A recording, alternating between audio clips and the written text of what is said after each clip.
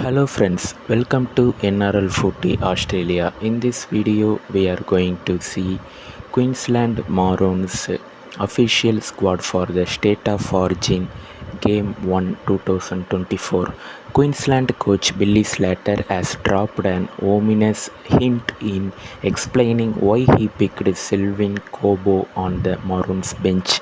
It's a radical selection from Slater, who has both Cobo on outside back or fullback and Harry Grant, a specialist hooker, on his bench for Game 1. It leaves only two forwards in the rotation for the State of Origin opener in Sydney on Wednesday week.